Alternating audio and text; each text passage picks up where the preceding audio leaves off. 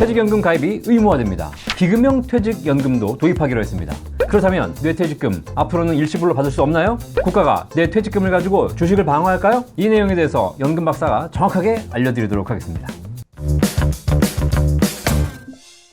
안녕하세요. 연금 박사 이용주입니다. 지난 2월 6일 노사정의 합의로 퇴직연금 의무화를 확정했습니다.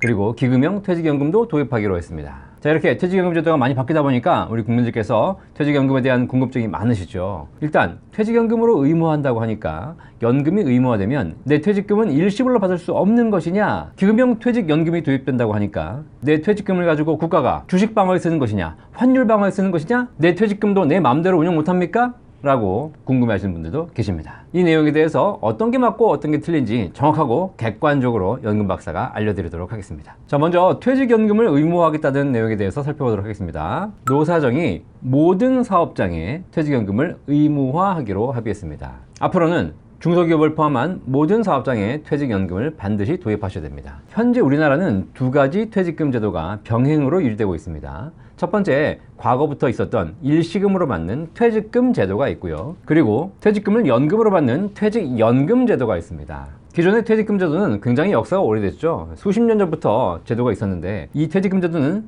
기본적으로 퇴직금을 사내에 적립했습니다. 그리고 퇴직 시에 일시불로 퇴직금을 수령해가는 제도였죠. 사내에 퇴직금을 적립하다 보니까 회사가 중간에 부도가 나거나 망하게 되면 내 퇴직금이 사라져 버렸습니다. 따라서 종업원들이 퇴직할 때 퇴직금을 받아나가지 못하는 상황이 발생했죠. 그리고 퇴직금을 일시불로 받다 보니까 노후자금으로 써야 할 퇴직금이 일시불로 받아서 전부 사라지고 일시에 소진되는 그런 문제가 발생했다는 겁니다. 따라서 이런 부분을 방지하기 위해서 2005년에 퇴직연금 제도를 시행했습니다. 퇴직연금은 기본적으로 사내 적립이 아니라 사외 적립입니다. 따라서 중간에 회사가 망한다 하더라도 지금까지 쌓여있는 퇴직금이 사외에 있기 때문에 종업원이 퇴직금을 받아나갈 수 있는 것이죠. 그리고 퇴직할 때 일시불로 받을 수도 있지만 연금으로 받아서 노후에 안정적인 연금으로 쓸 수 있게 만든 제도가 바로 퇴직연금 제도입니다. 재직 중에는 DB형 또는 DC형으로 운영하고요. 퇴직하게 되면 IRP로 받아서 연금으로 수령하면 되는 것이죠. 이렇게 퇴직금 제도와 퇴직연금 제도 두 가지가 같이 공존하는데요. 지금 현재 기업들은 이 두 가지를 다 선택할 수 있습니다. 퇴직연금을 가입하는 것이 무조건 의무가 아닙니다. 하지만 앞으로는 퇴직연금 가입이 의무화됩니다. 따라서 우리나라에는 모든 기업, 모든 사업장은 퇴직금 제도를 종료하고 퇴직연금 제도로 전환해야 하는 것이죠. 자, 이렇게 퇴직연금 제도로 전환한다고 하니까 퇴직금은 일시불로 받을 수 있었는데 퇴직연금으로 의무화하면 무조건 연금으로 수령해야 되고 일시불로는 받을 수 없는 것인가? 라는 의문을 제기하실 수 있습니다. 하지만 그 부분은 걱정하실 필요 없습니다. 오해하지 마십시오. 퇴직연금 제도로 의무화한다는 것이지 연금 수령을 의무화한다는 내용이 아닙니다. 사실 이 퇴직연금 제도도 얼마든지 일시불로 수령이 가능합니다. 퇴직연금 IRP로 받아서 일시불로 수령하느냐 아니면 연금으로 나눠 수령하느냐에 따라서 세율 적용이 다를 뿐이지 기본적으로 선택권이 제한되는 것이 아닙니다. 일시불로 받으시면 퇴직소득세 다 내고 받아 나오시면 됩니다. 연금으로 받으시면 국가가 퇴직소득세 30%에서 최대 50%까지 할인해드리고 있습니다. 따라서 여러분들이 절세가 필요하시면 연금으로 받으면 되는 것이고 나는 절세 필요 없고 세금 다 내겠다 일시불로 받아 나오시면 되는 것이죠. 이것이 현재 퇴직연금 제도에서 가능하다는 얘기입니다. 그런데 퇴직연금을 의무화한다니까 일시불로 못 받는 거 아니냐라는 가짜뉴스들이 많죠. 이런 오해들이 많죠. 따라서 오죽하면 노사정 합의문에 명시까지 해놨습니다. 중도인출이나 일시금 수령 등에 대해서 근로자의 선택권은 현행 퇴직연금 제도와 동일하게 보장된다 라고 명시했습니다. 걱정하실 필요 없겠습니다. 퇴직연금 제도가 의무화되는 것이지 연금 수령이 의무화되는 것은 아닙니다. 일시불로 타셔야 되는 분들은 일시불로 수령하시면 되겠습니다. 세금만 더 내시면 되겠습니다. 다만 연금 전문가 입장에서 웬만하면 일시불 수령하지 마십시오. 내 평생의 노후를 위해서 연금으로 준비한 것이 퇴직연금 아니겠습니까? 아무리 그거 가지고 사업을 해보겠다, 뭐 투자해보겠다, 자식이 달라 이런 거 가지고 빼지 마십시오. 특히 최근에 퇴직하면서 대출 갚겠다고 퇴직금을 일시불로 받으신 분들 계시는데 황금알을 낳는 거위에 배를 가르는 겁니다. 평생 후회합니다. 대출은 대출대로 따로 갚으시고 퇴직연금은 반드시 연금으로 받으시기를 간절히 추천드리겠습니다. 자, 두 번째, 기금형 퇴직연금 도입에 대한 내용입니다. 이번에 노사정은 기금형 퇴직연금 제도를 도입하기로 합의했죠. 퇴직연금을 종업원 개인이 각자의 퇴직연금을 운영하는 것이 아니라 이걸 모아서 기금형 펀드로 운영하겠다는 이야기입니다. 현재는 종업원 각자가 DC 계좌에 쌓인 퇴직금을 직접 운영합니다. 내가 이거를 안정적으로 예금에 가입할까, 아니면 이걸 펀드로 운영할까, 뭐 ETF를 살까, 직접 선택해야 되는 것이죠. 자, 그런데 일단 잘 모르니까 대부분 그냥 안전자산에 방치해둡니다. 그리고 최근 주식이 오르니까 뭔가 해볼까 라고 해서 투자형 자산, 펀드나 ETF를 투자하긴 했는데 이 투자에도 매일 불안합니다. 오르면 떨어질까 불안하고요. 떨어지면 괜히 샀나 불안하고요. 퇴직연금을 투자용으로 운영하다 보면 결국 매일 일희일비하게 되는 것이죠. 이러다 보니까 결국 퇴직연금의 자산이 대부분 다 안정적으로 묶이게 되고, 그래서 퇴직연금 수익률이 2%대로 정기예금 수익률 정도밖에 안 되는 그런 상황입니다. 매우 저조하죠. 따라서 이렇게 낮은 퇴직연금 수익률을 높이기 위해서 이 퇴직연금 운용을 개인에게 맡기지 말고 국가가 기금으로 운영해보자 라는 이런 요청들이 있었습니다. 따라서 이번에 노사정 합의를 통해서 기금형 퇴직연금을 도입하자라는 것에 합의했죠. 기금형 퇴직연금을 운영하게 되면 이런 장점이 있습니다.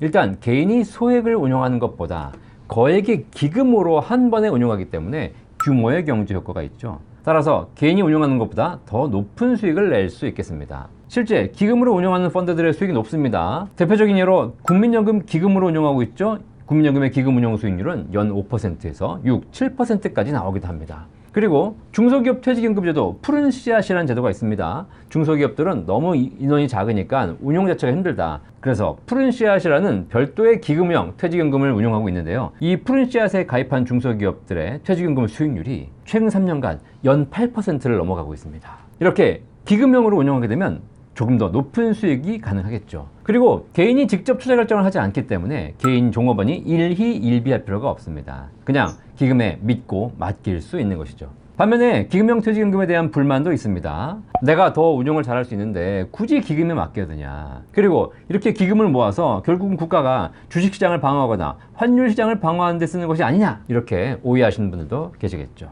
그래서 이번 노사정 합의에서 이 부분에 대한 오해도 해소하기 위해서 기금형과 기존에 운영했던 계약형 두 개를 다 병행 운영하기로 했습니다. 여러분이 선택하실 수 있겠습니다. 내가 내 스스로 하고 싶다 그러면 직접 계약형으로 여러분이 운용을 선택하시면 되겠습니다. 하지만 개인이 직접 운영하면 정말 잘할 수 있을까요? 쉽지 않아요. 투자라는 것이 당장은 내가 더 많은 지식이 있어서 더 잘할 수 있을 것처럼 보이지만 쉽지 않습니다. 자동적으로 시스템에 맡기는 것이 제일 좋은 것이지 개인이 더 잘해서 성공할 수 있다? 이거는 사실상 이미 투자시장에서 검증된 실패 방법이죠. 또 하나, 기금형을 통해서 국가가 주식시장을 방어하겠다? 이 부분이 꼭 나쁜 것일까요? 사실 미국의 S&P 나스닥 지금까지 올라온 거 결국은 401k라는 퇴직연금 시장을 통해서 주가를 부양했기 때문 아니겠습니까? 이런 차원에서 잘만 운용된다면 기금형 퇴직연금이 국내 주식시장도 부양시키면서 더불어 내 퇴직연금 자산도 더 많은 수익을 낼 수 있는 일석이조가 될 거라고 생각합니다. 다만 걱정이 좀 있긴 합니다. 기금으로 운용하면 더 좋다는 것, 사실 경험적으로 검증은 끝났습니다. 하지만 좋다는 것이 무조건 수익이 난다는 건 아닙니다. 수익 났을 때는 좀 더 수익이 나고요, 손실이 났을 때는 조금 덜 손실이 나겠죠. 하지만 기금형으로 운영하는 것이 손실이 안 나는 건 아닙니다. 주가가 하락하면 손실을 줄일 수는 있겠지만 손실을 피할 수는 없는 겁니다. 자, 그렇다면 내 퇴직연금 기금형으로 운영했는데 갑자기 손실이 발생했습니다. 그걸 누가 책임져 줄까요? 국가가 책임져 줄까요? 그렇지 않죠. 그럴 수도 없고 그래서도 안 됩니다. 개인 자산을 왜 국가가 책임져 줍니까? 따라서 기금형으로 운영해도 손실이 발생할 수 있고 그 손실은 결국 가입자의 책임, 가입자의 부담이라는 것을 반드시 알고 계셔야 합니다. 국가도 기금형 퇴직연금을 선택하는 사람에게 이 부분에 대해서 명확히 인지시켜야 되겠죠. 자, 그리고 이번 합의에서 퇴직연금 중에서 확정기여형, DC형만 기금형 선택이 가능한 것으로 합의했습니다. 퇴직연금 제도가 DB형도 있고 DC형도 있고 퇴직한 이후에 받는 IRP도 있는데 DB형과 IRP는 기금형 선택이 불가능합니다. 이 부분이 좀 아쉽긴 하네요. 전체 퇴직연금 자산의 절반 가까이가 DB형으로 운영되고 있고, 그리고 퇴직한 이후에 IRP에서 퇴직금을 운영하시는 분도 많은데 이 두 가지 경우에는 기금형 퇴직연금을 선택할 수 없습니다. 오직 재직 중에 DC형으로 가입하신 분들만 기금형을 선택할 수 있습니다. 자, 앞으로 기금형 제도가 안착되면 확대가 될 것 같긴 합니다. 자, 이렇게 여러 가지 퇴직연금에 대한 제도들이 바뀌고 있는데요. 제도가 좋은지 안 좋은지 갑론을박할 필요는 없을 것 같습니다. 모든 제도가 운영 결과에 따라 달라지거든요. 잘 운영되면 좋은 제도가 되는 것이고 잘못 운영되면 나쁜 제도가 되는 것이죠. 이번에 노사정이 합의한 퇴직연금 의무화 그리고 기금형 퇴직연금 도입 둘 다 잘 운영해서 퇴직연금을 가입한 직장인들의 노후가 더 안정되고 여유로워지기를 기대하겠습니다. 이번 영상 도움되셨다면 구독과 좋아요 꼭 눌러주십시오. 연금에 대한 가장 객관적이고 정확한 정보 연금박사가 알려드리고 있습니다. 가짜뉴스, 잘못된 뉴스에 현혹되지 마시고 연금박사만 시청하시면 되겠습니다. 연금박사 이영주였습니다. 감사합니다.